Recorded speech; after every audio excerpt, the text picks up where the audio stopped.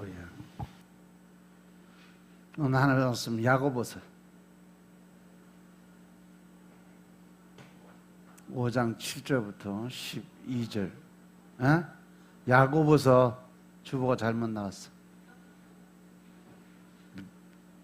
내가 야고보서를 했는데 뭐 지들이 뭐 마가보서 왜 찾아?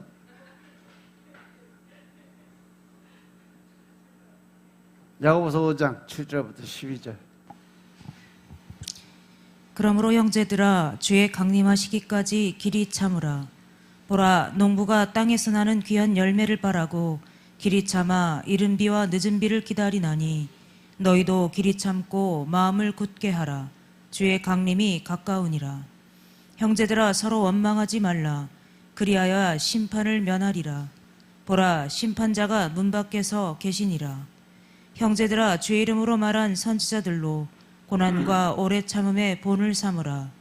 보라, 인내하는 자를 우리가 복되다 하나니 너희가 욥의 인내를 들었고 주께서 주신 결말을 보았거니와 주는 가장자비하시고 긍휼히 여기는 자신이라. 내 형제들아 무엇보다도 맹세하지 말지니 하늘로나 땅으로나 아무 다른 것으로도 맹세하지 말고 오직 너희의 그렇다 하는 것은 그렇다 하고 아니라 하는 것은 아니라 하여 죄 정함을 면하라. 아멘. 할렐루야. 우리 하나님 참 좋으신 하나님이십니다. 지금 이 시간도 하나님의 은혜와 평강이 여러분들과 여러분들의 가정과 직장과 사업장 그리고 여러분들 자녀들까지 하나님의 은혜가 그리고 넘치도록 채워지길 주의 이름으로 축원합니다. 자, 따라합니다. 나는 예수님 안에서 모든 사람들을 이해하고 용서하고 사랑하겠습니다. 자, 우리 선포의 기도 드립니다. 나사렛 예수의 이름으로 명하노니 내 안에 가난의 영, 채무의 영은 떠나갈지어다. 내 앞에 하나님의 축복을 가로막는 내 모든 악한 영들은 속히 떠나갈지어다. 내 죄로 인해서 나를 떠나갔던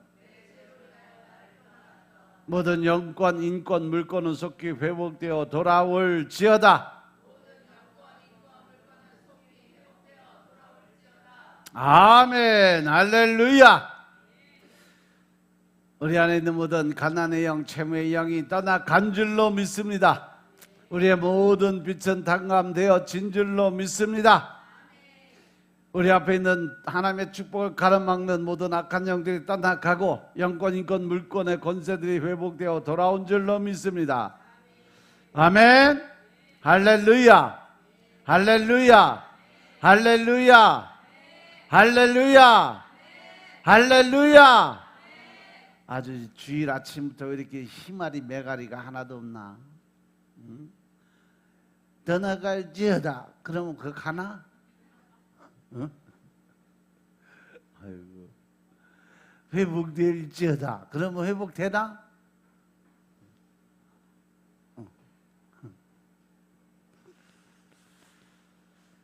오늘 야고보서 5장 7절부터 12절의 말씀 가지고 주의 강림하시기까지 길이 참으라 하는 말씀으로 같이 말씀 나누겠습니다. 따라합니다. 주의 강림하시기까지 길이 참으라. 주의 강림하시기까지 길이 참으라. 할렐루야. 힘냅시다. 이렇게 메가리가 하나도 없어갖고 그 어떻게 마귀 사단을 쫓고서 끌려다니게 생겼어. 우리가 늘 하나님의 말씀을 가까이 해야 되고 또 말씀의 뜻을 깨달아야 되고 그 안에서 하나님의 뜻을 깨닫고 순종하고 복종하는 삶을 살아야 되는데 하나님의 말씀인 이 성경을 연구하고 그 깊이를 아는 분일수록 같은 말을 하는 게 뭐냐? 말씀은 편식하지 말라는 거예요.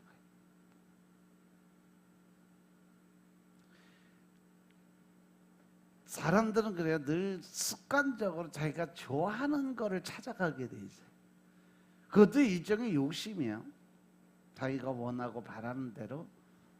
그래서 강단에서 나오는 설교 말씀을 들을 때도 보면 자기 방법, 자기식, 자기 뜻대로 필요한 말씀만 골라서 듣고 정작 중요한 하나님의 메시지는 뒤로 한 사람들이 많아. 흔한 예로 가끔 상담을 하다 보면 그런 게 있어요. 목사님, 제가 어제 어디서 말씀을 들었는데 너무 은혜 받았어요. 얘기 들어보면 강단에서 맨날 한 얘기요. 똑같은 얘기인데 담임 목사 입에서 나오는 소리는 안 들리고 바깥에서 들으니까 새로운 말씀으로 들리는 거야. 그래서 속으로 생각하지. 그래, 그렇게 해서라도 깨우치기 위해서 하나님이 보냈나 보다.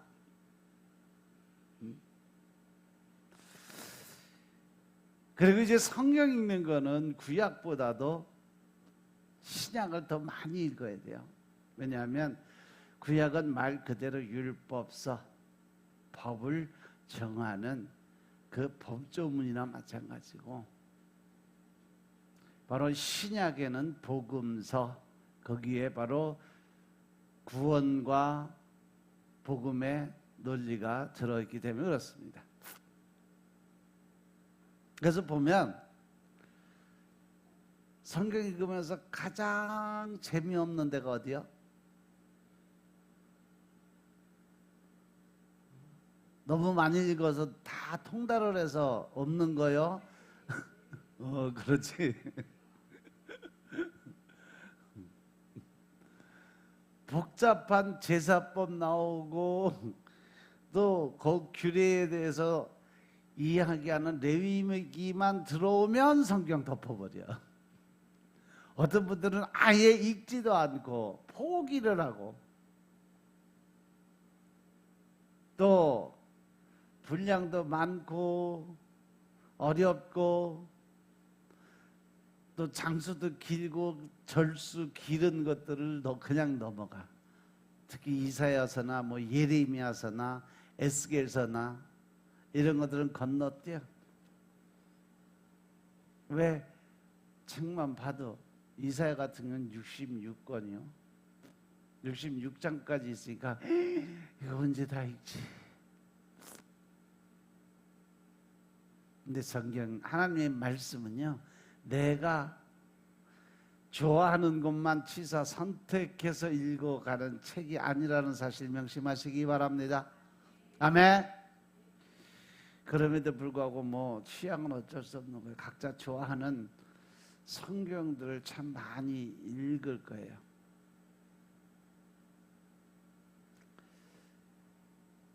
흔히들 가장 좋아하는 성경책이 어딜까? 내가 감동되고 은혜되는 말씀이 어디일까?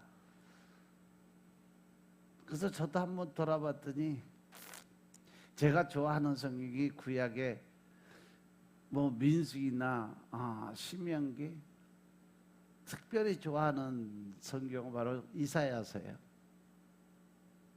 이사야서하고 다니엘서. 신약에서는 뭐 로마서, 그리고 우리 삶의 가장 지표를 세워주는 오늘 이 본문 말씀 야고보서예요. 그 이유가 뭐냐? 이 말씀들이 하나님의 말씀에 대해서 철저하게 순종해야 된다는 말씀을 강조하는 그러한 말씀이기 때문에 그래요. 그리고 교회나 아니면 성도로서 가져야 될 책임과 의무에 대해서 아주 정확하게 기록해 놓은 말씀이 로마서나 야고보서에 들어있어요. 그래서 제가 가끔 힘들 때, 어려울 때, 자신을 새롭게 점검하거나 약해져 있을 때 하나님과 소통하고 하나님의 주신 에너지를 받기 위해서 붙드는 말씀들이 바로 뭐 이사야서나 아니면 예레미야서나 신명기, 민수기 이 말씀들이에요. 특히 야고보서 같은 말씀에 보면 1장부터 뭐 5장까지 다 우리가 살아가는데 가장 필요한 말씀들인데, 믿음에 관해서는 야고보서 1장 6절에 보니까 오직 믿음으로 구하고 조금 더 의심하지 말라 하는 말씀이 있어요. 우리의 믿음은 흔들리지 않는 그러한 믿음을 가져야 돼요. 또 1장 12절에 보면 시험을 참는 자가 복이 있다고 그래요. 이것은 시련을 견뎌낸 자가 주께서 자기를 사랑하는 자들에게 약속하신 생명의 면류관을 얻기 때문이라고 그랬고, 2장 1절에 보니까 사람을 차별해서 대하지 말라. 사람을 겉모습을 보고 판단하지 말라는 거예요. 사람을 외모로 취하지 말라고 그랬어요. 13절에 보면 긍휼을 행하지 아니하는 자에게는 긍휼이 없는 심판이 있을 거니까 그 긍휼은 심판을 이기고 자랑한다고 그랬어요. 혼자 잘 먹고 잘 살라고 움켜쥐고 살지 말라는 겁니다. 우리가 아기들이 이 땅에 태어날 때 손을 어떻게 하고 태어나? 꽉 쥐고 있어요. 내 거야. 누구도 손대지 마. 이건 내가 가질 거야.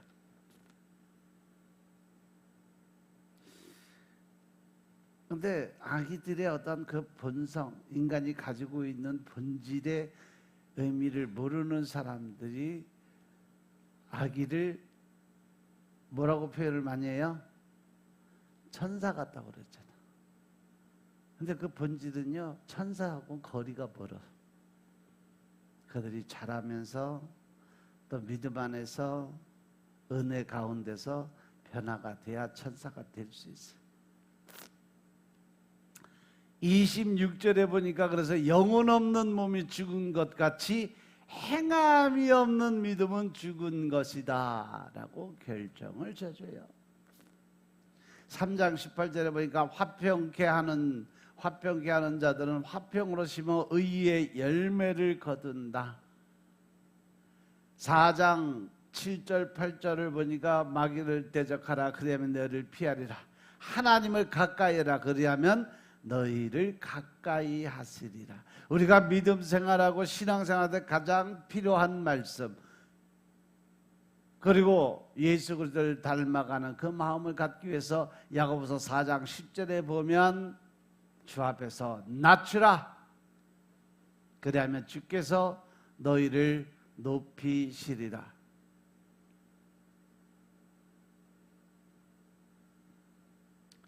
우리가 살아가면서 믿음 생활, 신앙 생활 어떻게 해야 될 것인가를 알려면 야고보서를 달달달달 외우세요.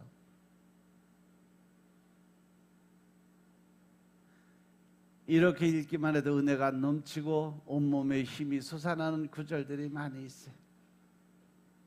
여러분들도 성경을 습관적으로 즐겨 읽으시기를 주의 이름으로 축원합니다.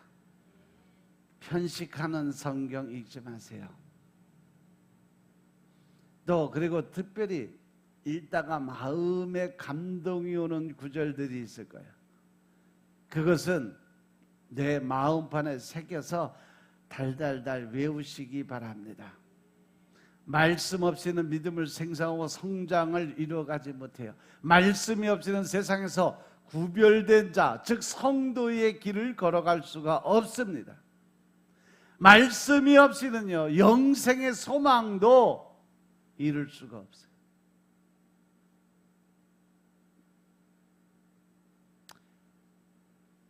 하루에 한 구절씩 읽으면 금상첨화겠지만 안 되면 일주일에 한 구절씩만 해도요, 한 달이면 4구절.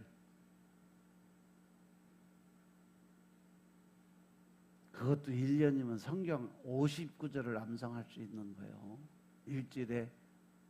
일주일에 한 절씩만 외워도 1년이면 59절이요. 그죠? 거기다가 10년만 따져봐. 509절이요. 성경을 달달 외울 수 있는 계기가 되는 거예요.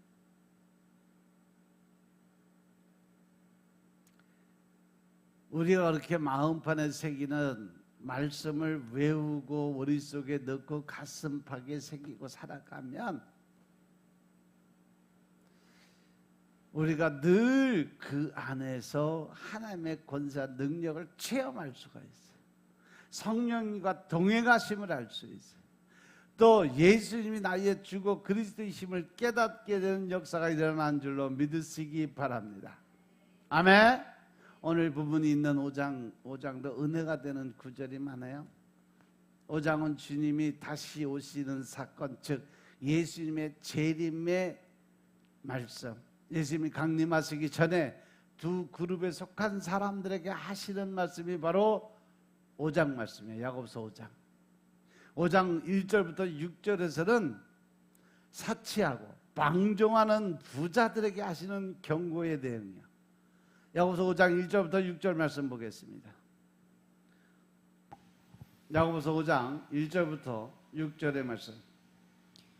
들으라 부한자들아 너희에게 임할 고생을 인하여 울고 통곡하라. 너희 재물은 썩었고 너희 옷은 젖먹었으며 너희 금과 은은 녹이 슬었으니 이 녹이 너희에게 증거가 되며 불같이 너희 살을 먹으리라. 너희가 말세에 재물을 쌓았도다. 보라 너희 밭에 추수한 품꾼에게 주지 아니한 삭이 소리 지르며 추수한 자의 우는 소리가 만군의 주의 귀에 들렸느니라. 너희가 땅에서 사치하고 연락하여 도살의 날에 너희 마음을 살찌게 하였도다. 너희가 옳은 자를 정죄하였도다. 또 죽였도다. 그는 너희에게 대항하지 아니하였느니라. 아멘. 할렐루야.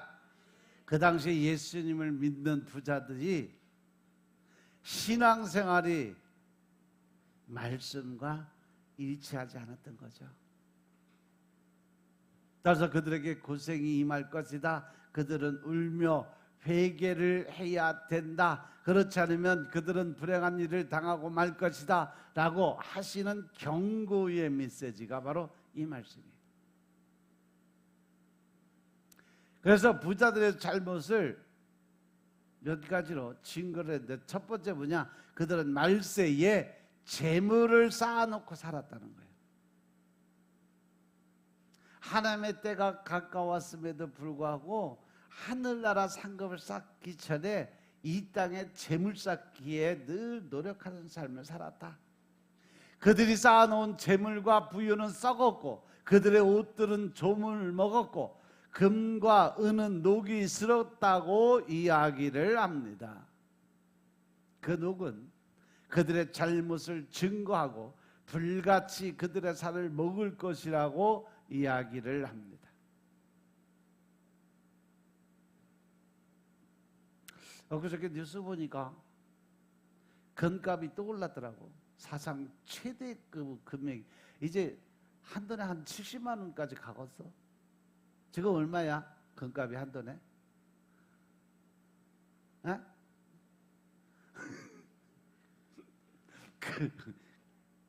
금을 사모을 돈이 있어야 뭐 금값을 알지. 선교하기 바빠갖고 그냥 돈만 생기면 성공금 드리니까. 어? 에? 60만 원, 그거는 이제 공시 가격이고 실제 현물 시세 가격이 한 62만 원, 63만 원. 근데 엊그저께 역사상 최대의 금값으로 올랐다고 하다 보니까 제가 보기에 한 65만 원 이상 넘어갈 것 같아요. 금 한 돈에 2만 원, 2만 5천 원 주고 살 때가 얼마 되지 않은 것 같은데.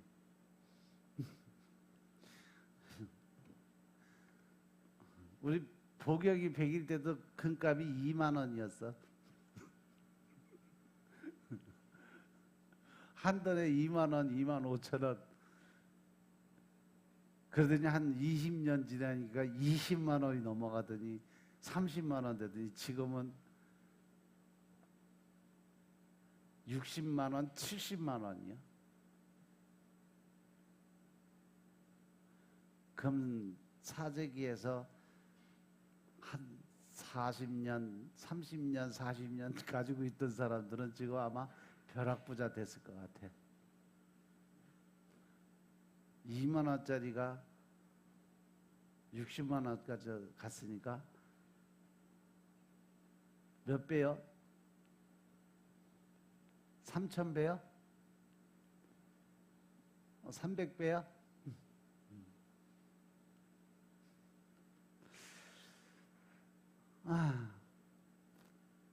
그러니까 세상 재물에 눈이 어두우면 하늘나라 영광이 안 보인다는 소리가 맞아요.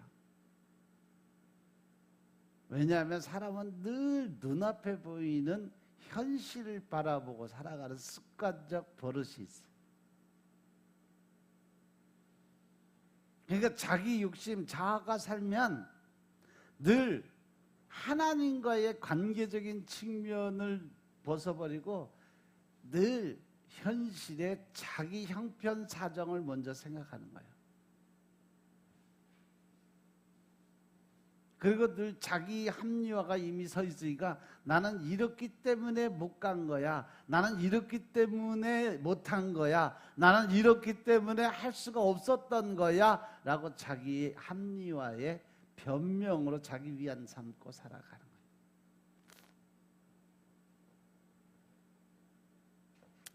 그래서 우리가 살아가면서 저축하는 거 좋은 습관이요. 하지만 정도껏 해야지 그것도 지나치면 악이 된다는 사실 명심하시기 바랍니다. 돈은 무조건 저축해야 되는 것이 아니고 그 돈의 흐름을 어떻게 방향을 잡느냐가 중요한 거예요. 물도 한 곳에 이렇게 모여서 흐르지 못하면 그 물은 어떻게 돼요? 썩어버리는 거예요. 사해하고 갈릴리 바다가 같은 위치, 같은 선상, 같은 구조로 돼 있어요. 근데 사해는 완전히 썩은 바다가 되고 갈릴리는 고기들이 뛰노는 그런 자연의 그 바다가 된 이유가 뭘까? 똑같은 구조, 똑같이 같은 선상이 있음에도 불구하고 사해에는 물이 한번 들어오면 나갈 자리가 없어. 계속 쌓이는 거예요. 그러니까 그 안에 있는 게 다 썩어버리는 거예요. 갈릴리는요 똑같은 구조인데 물이 한번 들어오면 한 바퀴 돌아서 나가는 구멍이 있어요. 그러니까 계속 물이 순환이 되니까 갈릴리 바다는 살아있는 바다가 되고 늘 받아들이기만 하고 보내지 못하는 이 사해는 썩은 바다가 될 수밖에 없었다는 거죠. 세상 이치가 그래요.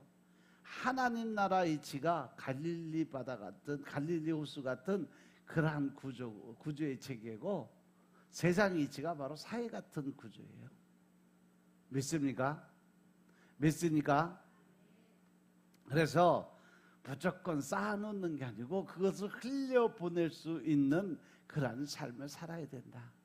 내가 버는 만큼 내가 쓰고자 하는 그러한 그 물질 외에는 다 하나님 나라 영광을 위해서 쓰실 수 있는 준비가 되시길 주님으로 축원합니다.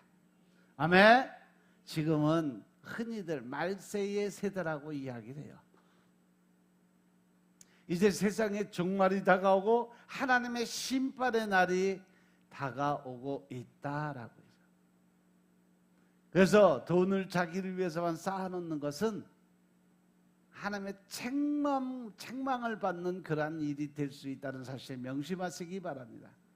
왜냐하면 물질적 부유함은 사람으로 하여금 교만하게 되고 신앙심에 해이함을 갖다 주고 또 하나님을 배반하게 되고 결국 성도의 길에서 탈락하게 만들어 가기 때문인 것임을 깨달으시기 바랍니다. 따라서 여러분들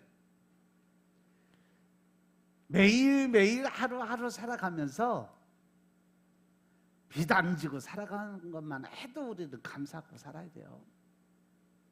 믿으시면 아멘 합시다. 그래서 그 믿음 안에서 우리가 하나님을 바라볼 수 있는 영적인 눈이 뜨여져야 돼요. 악착같이 모으려고 하다 보면 흔히들 그러잖아요. 돈을 우리가 사람이 쫓아가다 보면 돈이 그만큼 멀리 도망가 있는데, 내가 돈을 무시하고 그 돈을 가까이 하지 않으면 돈이 찾아와서 들러붙는다고 그랬어요. 그게 이 세상의 유혹의 물질의 논리예요. 그래서 돈을 쫓아다니는 게 아니라 돈이 쫓아오게 만들어야 돼요. 그 방법은 내가 가지고 있는 거 내가 필요한 만큼 빼고 나머지는 다 하나님 나라 영광을 위해서 그냥 흘려보내는 그러한 일을 습관적으로 해보세요. 마르지 않는 샘이 열리나 안 열리나. 저는 그러한 일을 수도 없이 체험을 했어요. 그저께도 어떤 분이 뭐 용돈 하시라고 통장에 300만 원을 넣어줘서, 아이고 이것도 웬 떡이야? 그랬더니 웬 떡은 바른 떡이지. 바로 캄보디아 선교사한테 연락 와서 목사님 우리 전도하는데 운송 도구가 필요해요. 그래서 뭐 경운기 같은 그 차 끌고 다니면서 애들 싣고 다니는 게 있대. 그 얼마인데? 그랬더니 400만 원이래. 그래갖고 알았어, 그거 내가 헌물할게. 이거 하나님이 주신 거야. 그리고 그 자리에서 바로 들어온 거 다 보내줬지. 그냥 하나님 나라에서 쓰면요 그 통장이 안 말라요. 하나님 그렇게 채우세요. 믿으시면 아멘 합시다. 그래서 우리가 이 가지고 있는 재물은요 늘 하나님의 이름으로 선한 일을 위해 사용되어야 될 줄로 깨달으시기 바랍니다. 우리가 가지고 있는 돈은요 하나님의 뜻을 이루는 전도와 구제를 위해서 사용되어야 될 줄로 믿으시기 바랍니다. 두 번째로 부자들은 경제 생활에 불이함이 있었다는 거예요. 그들은 그들의 밭에서 추수한 품꾼들에게 정당한 임금을 주지 않았어요. 그들은 품꾼들에게 주는 돈을 지체하거나 돈을 떼어 먹으려고 그랬죠.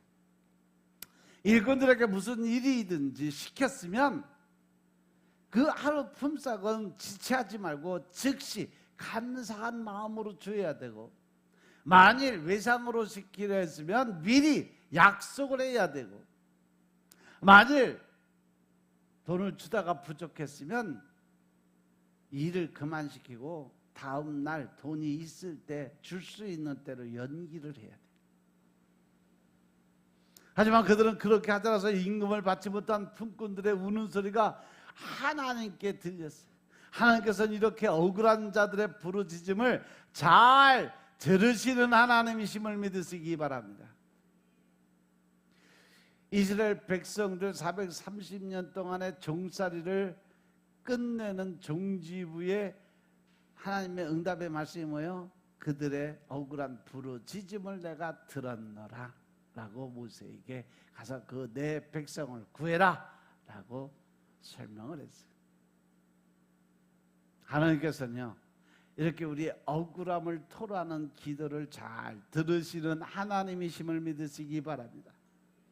그리고 세 번째, 부자들은 자신들의 부유로 사치하고 연락을 즐기는 생활을 했어요. 사치는 필요 이상의 것을 가지고 있는 것을 사치라고 그래요. 꼭 무슨 뭐 다이아몬드나 뭐 금목걸이 그 휘장을 가졌다고 해서 사치가 아니라 내가 가져야 될 그 필요 이상의 것을 가지려는 욕심 자체가 사치야. 그래서 뭐 옷, 신발, 가구, 집, 뭐 자동차, 우리에게 속한 모든 것에 다 적용된다는 사실 명심하시기 바랍니다. 연락은 하나님께서 주신 정당한 즐거움 이상의 쾌락을 구하는 거예요. 오락이나 운동이 나쁜 것은 아니지만 거기에 빠지면 나쁘다는 거죠. 따라서 사치와 연락은 죄악이요. 부자들은 사치와 연락으로 그들의 마음을 살피게 했고, 그래서 하나님의 심판 앞에 두려움과 조심함을 가지지 못했어요. 네 번째, 부자들은요, 심지어 옳은 자들을 정죄하고 죽였다고 그랬어요.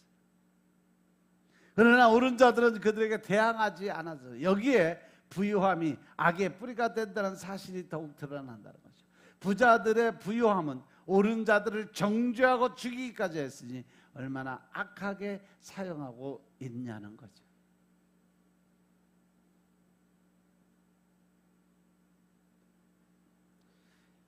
옳은 자를 정죄하고 죽이기까지 한 것이 바로 유대의 대제사장들이요.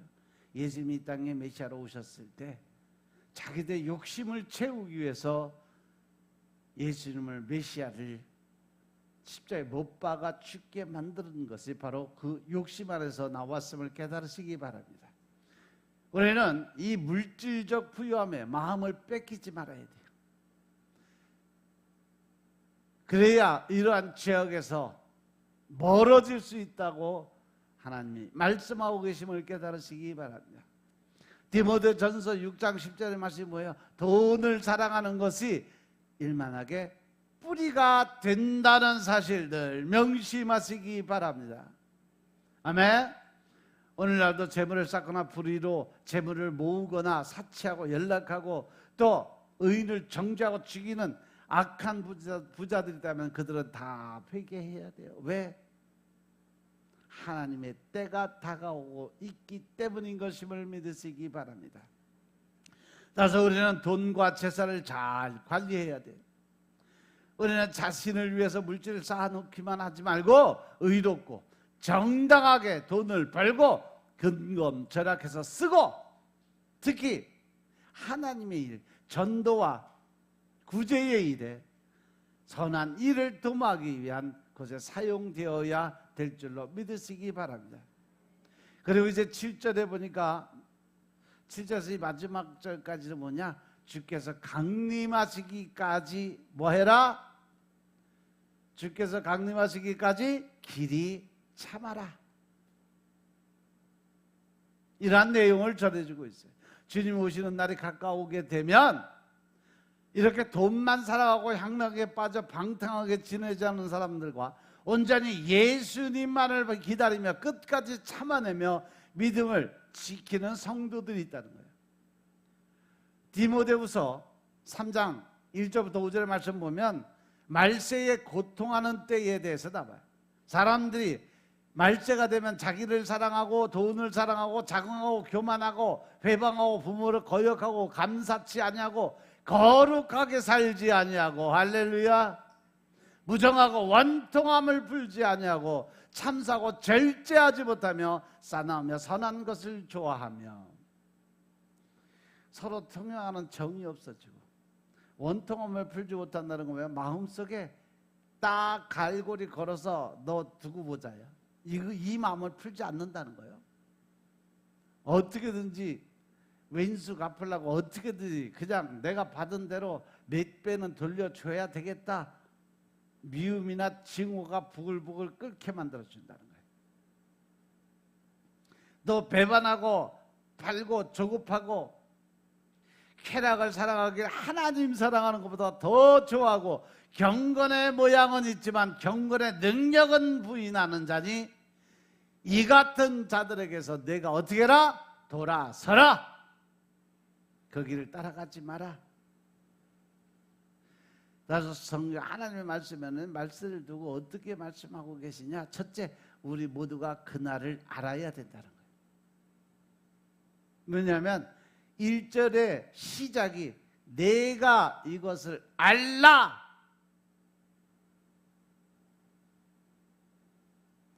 여기서 말하는 이것은 바로 말세의 때라는 거죠. 성경은 여러 곳에서 우리가 말세 지말을 살고 있고 그날이 우리에게 임박했다는 사실을 알 것을 우리에게 알려주고 계세요.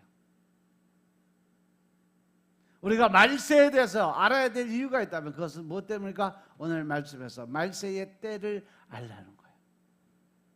말씀은 예수님이 언제 어느 때 재림하시는지 그날과 그때를 알라는 말씀이 아니라 말세에 일어나는 현상들에 대해서 깨닫고 그러한 삶에서 우리가 구분되어지는 삶을 살아야 된다는 경고의 메시지인 것임을 믿으시기 바랍니다.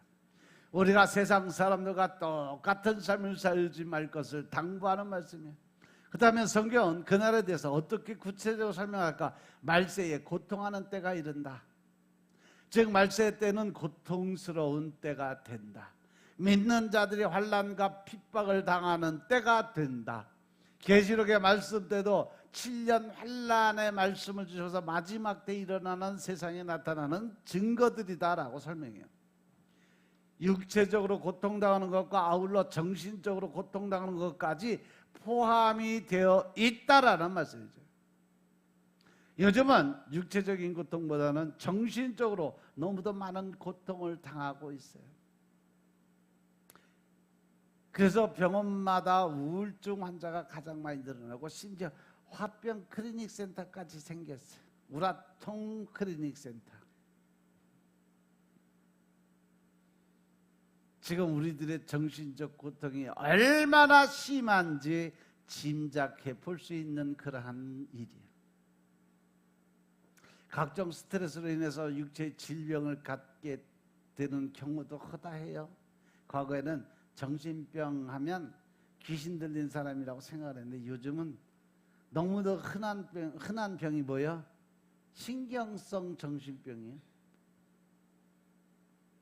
신경성이란 말이 표현상 그 단어지 실제로는 이것이 바로 정신병이 되는 거죠. 우울증 자체도 정신병이에요. 그것이 뭐 우울증 사람들이 하도 앓다 보니까 우울증은 뭐 병도 아니다. 안정을 취하면 된다. 사람들이 미화를 시켜놨는데 알고 보면 그것이 정신병이에요. 그것도 영적으로 보면 귀신한테 딱 잡혀 있는 거예요.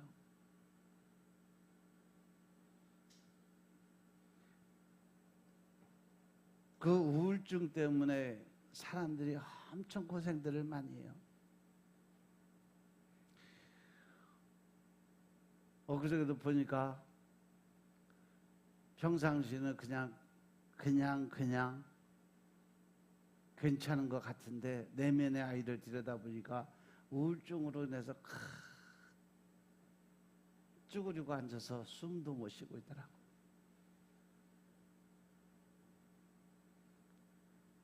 너무 힘들어하는 모습을 보고 또 그것으로 인해서 힘들어서 또 멘토를 좀 해주고 했는데 이러한 것들이요 비일비재하게 너무 많이 일어나 우리가 생활 속에서. 그래서 여러분들이 깨어 있어야 돼요. 그래서 여러분들 영적인 그 삶을 살 수 있어야 돼요.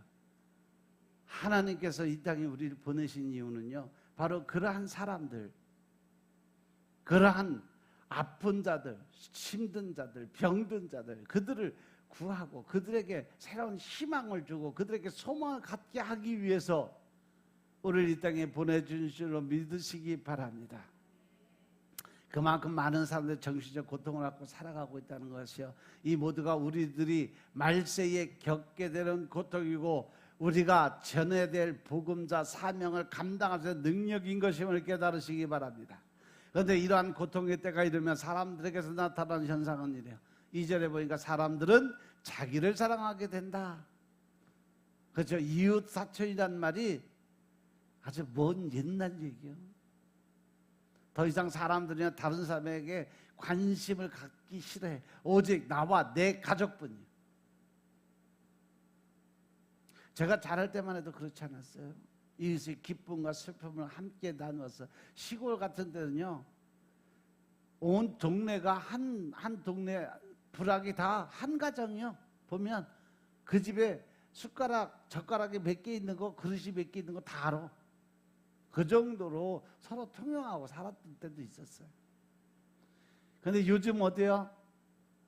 이웃집이라도 알고 지내기를 두려워해. 알려고 하지도 않고 또 내가 누구고 어떤 사람이라는 거 알리려고 하지도 않아. 그러니까 툭하면 주차 문제로 싸우고 쓰레기 문제로 싸우고 마음에 안 들다고 흉기 들고 난리를 치고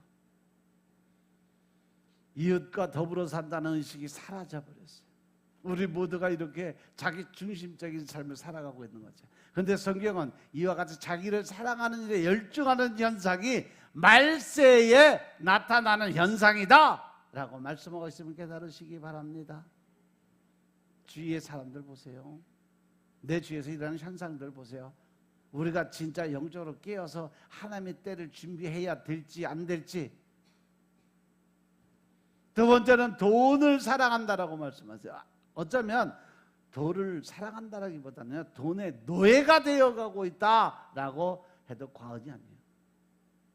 황금 만능주의, 이것이 이 시대가 낳은 최대의 병폐예요. 제가 볼 땐 그래요. 돈이면 무엇이든지 할 수 있다는 생각이 어떻게 하든지 간에 돈을 모으려고 하다가 보니까 문제들이 자꾸 생겨요. 요즘 애들도 돈의 노예가 되어가. 모든 판단과 기준을 돈의 기준에 관련돼서 생각하고 말을 해요.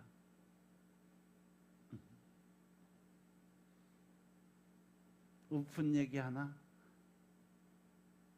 유치원 애들끼리 서로 잘났다고 하다가 대판 붙었어. 한 놈이 그런 거, 야, 우리 아빠 그랜저 타고 다니는데 니네 아빠 무슨 차 타고 다녀? 이 서글픈 얘기를 하는 거예요. 물론 성경은 부유함 그 자체를 정죄하고 있는 건 아니야. 디모데전서 6장 10절의 말씀처럼 돈이 일만하게 뿌리라고 말씀한 것이 아니라 돈을 사랑한다는 것 자체가 일만하게 뿌리가 될 수 있다라는 거예요. 우리가 살아가는데 돈이 필요한 건 사실이에요. 그래서 성경은 돈의 필요성 자체를 부정하고 있는 건 아니에요. 그래서 하나님께서 필요한 만큼 늘 채워주세요. 그리고 또 순자고 따라오는 자에 더 많은 걸 부어주세요. 그 축복이 바로 아브라함의 축복이에요. 성경이 경계하고 있는 것은 그것을 사랑하는 데까지 가는 것을 조심해라. 돈 귀신이 뭐라 그랬어? 맘몬 귀신이에요. 거기에 붙잡히지 말라는 거예요. 돈 자체가 맘몬이에요. 우리 옛 어른들은 공술에 공수거라는 말을 많이 썼어요. 빈손으로 왔다 빈손으로 간다. 우리 인간 아무것도 가지지 오지 못하고 아담의 부패한 성품을 물려받은 탓인지 태어날 때부터 애들이 태어날 때부터 손아귀에 꽉 쥐고 태어나요. 손 피고 태어나는 애기 있으면 나오라 그래. 다 없다 하고 손 피고 세상에 태어난 애기 아무도 없어요. 다 내 거야 그러고 탁 주먹 쥐고 태어나요. 이 모습은 이를 악물고 돈을 벌기 위해서 태어났다라는 의미가 그 안에 숨어 있다는 사실 명심하시기 바랍니다. 그러나 인생살이 7, 80년에 우리가 통렬하게 싸우고 배우고 가는 교훈이 뭐냐? 내가 아무리 악착같이 벌어도 죽을 때 내가 가지고 갈 수 있는 것이 아무것도 없다라는 사실, 그때야 돼서 깨우친다는 거죠. 그런데 사람들이 그것을 깨닫기가 너무도 오랜 세월이 걸리는 게 문제야. 그것을 모르니까 돈을 버는 일에, 돈을 사랑하는 일에 온갖 열정을 다 쏟고 살다가 보니까 일만하게 죄악 뿌리로 들어갈 수밖에 없다.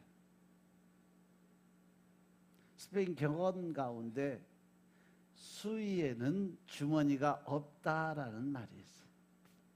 수위에는 주머니가 있을 필요가 없고 있을 수도 없다.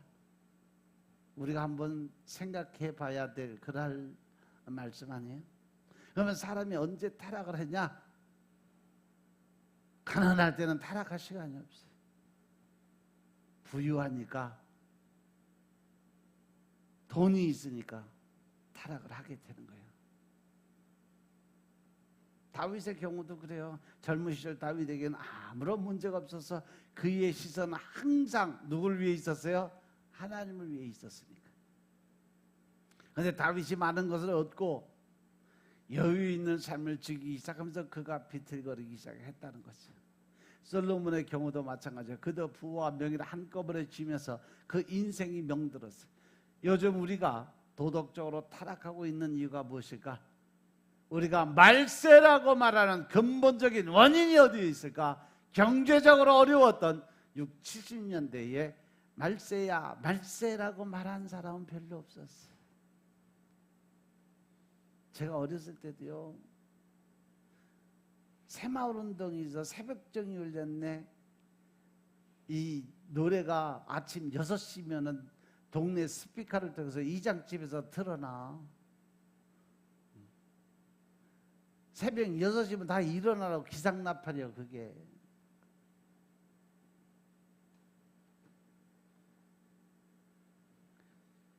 그런데 지금은 어때요? 교회에서 종치는 것도 소음이고, 음악 들어오는 것도 소음이고, 찬양 예배 드리는 것도 소음이요. 심각한 얘기란 거예요. 왜? 우리가 과거보다 훨씬 부유한 삶을 살고 있기 때문에 그런 현상이 나타나는 거예요. 돈을 열심히 사랑하다 보니까 여기저기서 부패한 관리들이 판을 치고 돈을 사랑하다 보니까 도덕과 윤리가 땅에 떨어져 버렸다는 거예요. 그런데 말세의 현상에 대해서 말하면서 자기를 사랑하고 돈을 사랑한다는 말에 좀 더 깊은 이해가 필요해요. 이 두 말에 공통적으로 사용되어진 단어가 뭐냐? 사랑이라는 거죠. 그러니까 말세의 현상은 사랑의 대상이 바뀌는 거예요. 하나님을 사랑하고 이웃을 사랑해야 되는데 그 사랑이 돈을 사랑하고 물질, 또 명예, 권세를 사랑하는 쪽으로. 우리가 사랑해야 할 대상이 누구냐? 오직 하나님. 첫째 되는 계명이 하나님을 사랑하고 둘째 되는 계명이 네 이웃을 내 몸과 같이 사랑해라. 이것이 하나님께서 우리에게 주신 계명이야. 그런데 말세가 되면 사랑의 대상이 뭐라고 바뀌냐? 하나님 대신에 돈을 사랑해, 이웃 대신에 자기 자신을 사랑하게 되어 있다는 거예요. 자기밖에 모르고 살아간다는 거예요. 믿으시면 아멘 합시다.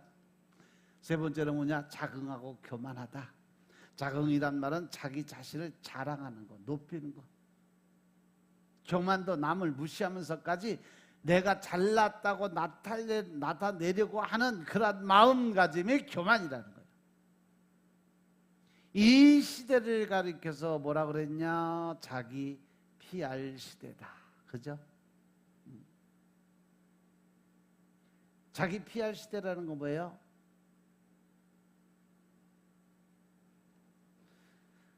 피할 것은 피하고 알릴 것은 알리라는 그러한 뜻이라 그래. 그런데 우리가 알릴 것은 잘 알리는데 피할 것은 못 피하는 데 문제가 생겨요. 그래서 지나치게 자신을 나타내려고 하는 모습들이 우리 안에 있다라는 거죠. 근데 자긍이나 교만이 어디서부터 시작이 됐을까? 인류의 조상 아담 때부터 시작이 됐어요. 사단이 아담에게 선악을 알게 하는 나무 실과를 먹게 하기 위해서 부추겼던 행동이 바로 교만의 마음이었어요. 즉 교만이란 궁극적으로 하나님과 같이 되고자 하는 마음. 네가 이 사과를 먹으면 하나님같이 된다라는 전제 조건이 있었어요. 그러고 보면 우리 모두는 사도 바울이 그리스도의 십자가 위에 자랑할 것이 없다고 고백한 말씀에 대한 강한 도전을 받아야 되지 않을까. 그죠? 오늘날 교회가 점점 그러한 경향을 나타내지 못하고 있어요. 그리스도의 십자가를 사랑하는 것이 아니라 목회자를 자랑하고 아름답게 지어진 교회를 자랑하고 건물을 자랑하고, 그래서 하나님의 자리에 목회자가 혹은 교회 건물이 자리 잡고 있다는 생각을 떨쳐버리기 아주 어려워요. 그러니까 교회 강단에 십자가까지 끌어내리고 그 자리에 누가 들어가 앉았어? 화면에 득 띄워놓고 담임 목사가 그 자리에 가서 득, 십자가가 우상이다 그래갖고서 성전 안에 있는 십자가 끌어내리고 그 자리에 담임 목사가 득 들어가 서 있고,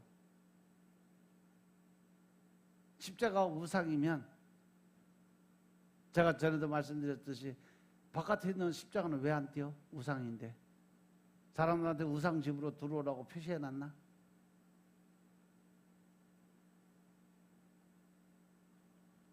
그렇게 단순 고집적으로 자기 지식만을, 자기 생각을 갖다가 하나님의 말씀에 비해서 들어가려고 하다 보니까 이 교만과 자만의 마음이 생기는 거예요. 그러니까 결국은 말세에 고통받는 그 심판의 대상자들이 다 되고 있다는 사실 명심하시기 바랍니다. 초대교회 때나 지금이나 우리의 자랑은 오직 예수, 오직 한 길이어야 된다는 사실 명심하시기 바랍니다. 나를 자랑하고 나를 다른 사람 앞에서 드러내려 하는 행위는 결코 주님 앞에 용납될 수 없는 행동들이에요. 그런데 말세에 그리스도를 자랑하지 않고 자신을 자랑하고 또 다른 것들을 자랑해요. 이단들이 왜 이단이에요? 그리스도를 사랑하지 않고 그리스도를 자랑하지 않고 자신을 자랑하고, 또 이단들의 특징 중에 하나가 뭐냐? 자기가 하나님 자리에 쓴다는 거죠. 이걸 누가 시도하다 하늘에서 쫓겨났어? 루시퍼가 그랬어요.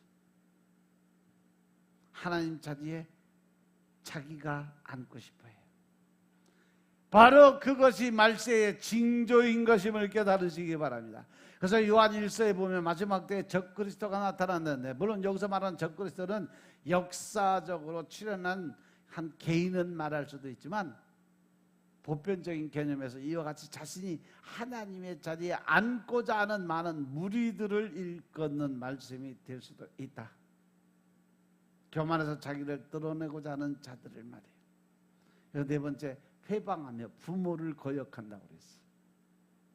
회방이라는 것은 하나님의 권위를 무시하는 태도, 하나님의 말씀을 무시하는 거예요. 하나님 말씀하심에도 불구하고 자기 형편 사정 따져서 자기가 할 수 없는 것들은 무시해버려요.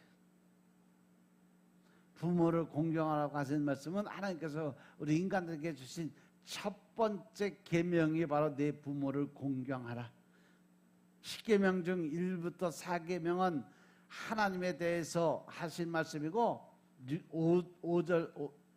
5계명보다 10계명은요 사람들에서 주신 계명인데, 사람이 주신 계명 중 첫 번째 계명인 제5계명의 말씀이 내 부모를 공경하라 말씀이에요. 하나님께서 이토록 부모 공경하는 일에 대해서는 중요한 계명으로 우리에게 명령을 하셨어요. 그런데 사람들이 하나님의 명령을 우습게 생각하니까 부모를 공경하는 게 아니라 그 부모를 공격하고 있다는 거죠. 이게 문제예요. 부모를 섬기라고 그랬는데 부모를 무시하고 멸시해요. 우리는 오래전에 있던 여러 사건들을 기억하고 있어요.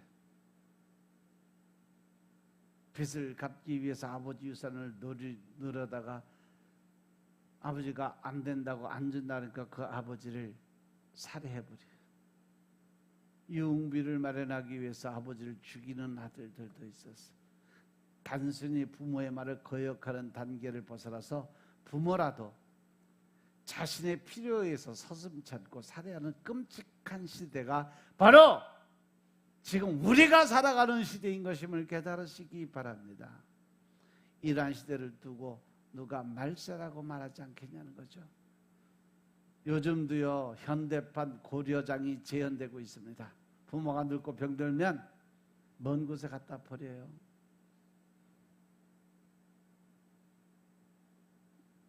요즘에는 또 좀 더 멀리 갖다 버린대.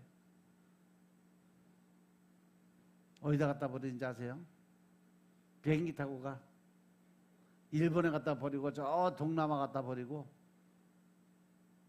거기다 놔두고 들어오면 노인네들이 찾아올 길이 없는 거예요. 그러니까 그 사람들이 가서 거기서 길거리 저 음식 주워 먹고 있다가 병 걸려 죽는 거지. 그럼 거기서 누군지 모르니까 무용고 처리해 버리는 거예요.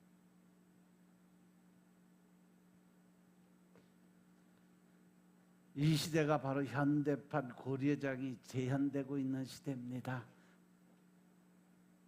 무슨 물건도 아니고 어떻게 부모를 버릴 수가 있겠냐는 거죠. 그런데 우리들은 그 말을 들으면서 뭐라 그러냐? 그래도 그 사람의 얘기를 듣다 보면 그 나름대로 이해가 된다라고 이야기를 해요. 이건 말이요, 막걸리요. 어떤 이유로든 부모를 버리는 행위는 용납될 수 없어요. 하나님의 법에서는 절대로 그거는 용납이 안 돼요. 내가 부모를 무시하고 살아가면요 내 새끼도 나 분명하게 무시하고 살 수밖에 없다는 사실 명심하시기 바랍니다. 그러니까 그 영향이 자녀들에게 그대로 흘러가게 돼 있다는 사실 명심하시기 바랍니다. 요즘 문득문득 아이들이 버릇없는 시대가 참 빨리 다가온다라는 생각해요. 교회에서 어른들을 봐도 인사들을 안 해. 담임 목사가 지나가도 이렇게 가. 어른들 봐도 인사도 안 해. 그냥 눈만 내리깔고 그럴 때만 어떻게 겸손한지 몰라. 그냥 땅만 바라보고 다녀. 그 순간만 지나면 고개가 빳빳하게 팍 서갖고 그냥. 그래도 피하는 경우는 그래도 양심 있는 사람 애들이요.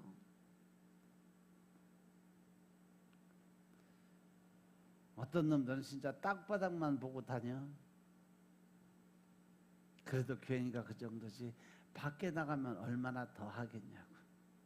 안 그래요? 자기가 하는 일에 간섭을 하면 지 맘에 안 들면 뭐 어른이고 애고 없어 멱살잡이요. 심지어 요즘에 그래서 늘어난 게 묻지마 폭행, 묻지마 살인이요. 그래서 어른들도 아이들의 잘못을 보고 쉽게 간섭하지 못하는 시대가 이 시대예요. 이렇게 겁나는 시대에 우리가 살고 있어요.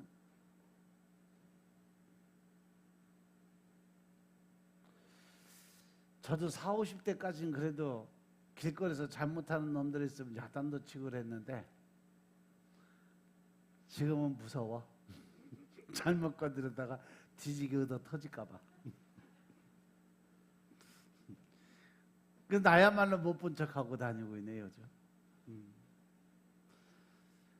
이런 것이 오늘 말씀해 보니까 이게 말세의 증조구나. 네 번째 뭐냐? 감사치 않는다고 그랬어요. 사람이 받던 바 은혜에 감사할 줄 아는 것은 사람으로서 당연한 도리입니다. 그래서 성경도 범사에 감사하라. 이는 그래서 예수 안에서 너희를 향하신 하나님의 뜻이다 라고 말씀하고 계세요. 그런데 사람들의 마음이 굳어지니까 감사드리는 일이 없어져요. 오히려 불평과 불만, 원망이 높아져요. 그것은 우리의 가정에서나 직장 혹은 교회에서 열심히 여실하게 드러날 수 있는, 과거보다는 분명 우리가 감사를 잃어버린 것은 사실이에요. 그리고 늘 사단 마귀가 우리에게 제일 먼저 뺏어가는 게 뭐라 그랬어요? 감사의 마음이라고 그랬어요. 그 감사의 마음을 뺏기고 나면 그 뒤에 바로 뭘 집어넣어줘? 원망과 불평. 과거에 교회에 나올 수 있다는 것 하나만으로 감사의 조건이 돼서. 그런데 요즘은 그렇지 않아요.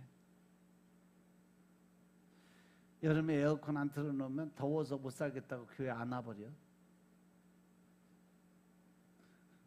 겨울에 히터 없으면 추워서 못 오겠다고 교회 안 나와버려. 언제부턴지 교회에서 감사드리는 마음보다 불만족스러운 것을 보고 불평하는 모습들이 우리에게 더 많이 자리 잡고 있는 것 같아요. 하나님께서 말세에 우리 마음속에 감사의 마음들이 사라지게 된다고 말씀하세요. 여러분들 한번 돌아보시죠. 나는 어떤가?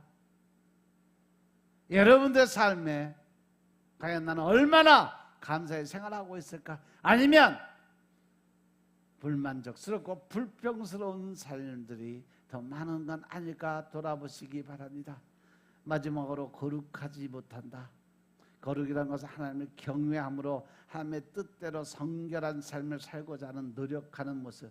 그런데 말세는 이런 모습이 없어진다고 했어요. 말씀 그대로 요즘은 하나님의 뜻대로 살고자 하는 사람보다 내 뜻대로 살고자 하는 사람들이 너무 많아졌다는 거예요.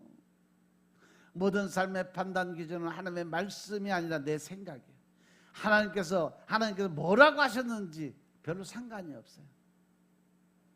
내 생각이, 내 환경이, 내 조건이 더 중요해. 나의 결정이 중심에 서 있어요.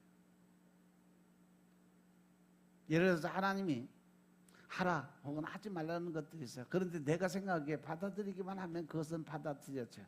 그런데 내 생각과 틀리고 내가 받아들이기 애매하면 그 말씀을 따라가고자 하는 마음이 없어져요. 그러니까 그때부터 내가 복음을 쓰기 시작을 하는 거예요. 내가 복음.